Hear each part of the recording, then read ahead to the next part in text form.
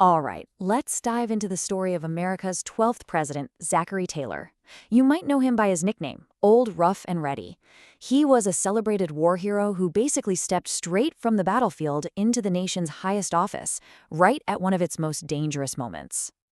And that really gets to the heart of the matter, doesn't it? It's the big question we're tackling today. Did Taylor's incredible success in the military actually translate into a strong presidency? I mean, could a general really command a nation that was threatening to just tear itself apart? Let's find out.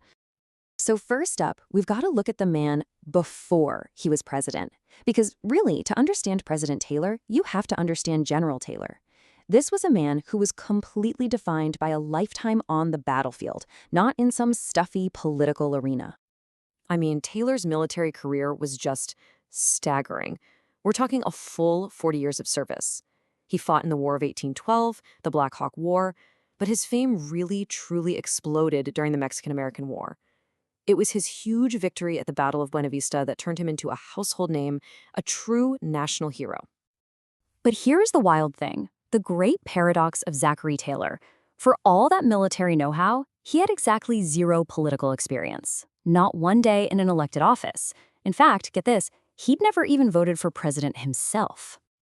So, how does a guy with no political background become president?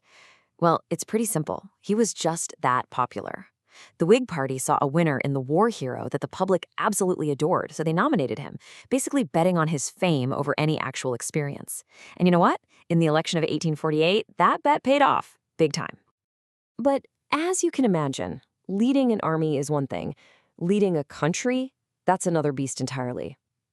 Taylor inherited a nation that was dangerously, deeply divided over one single explosive issue: slavery.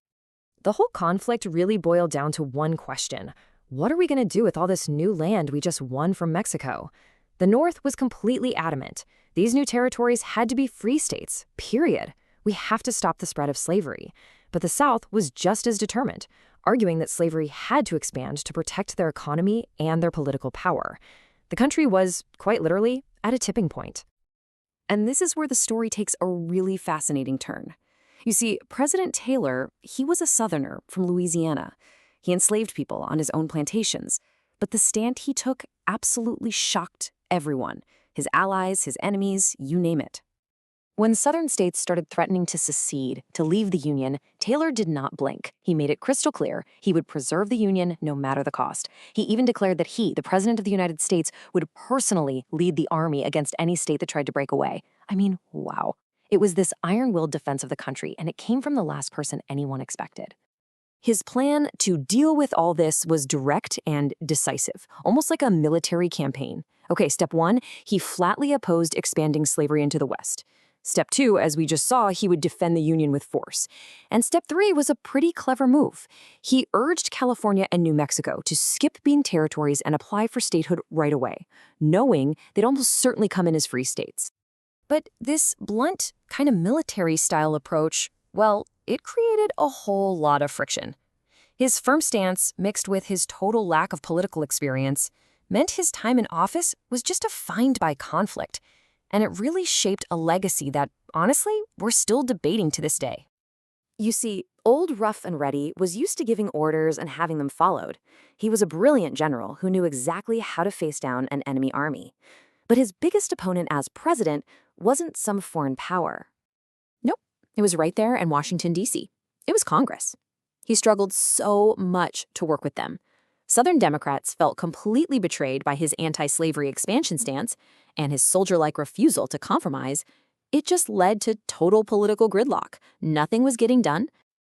At the time, Congress was trying to push through this massive package of bills known as the Compromise of 1850.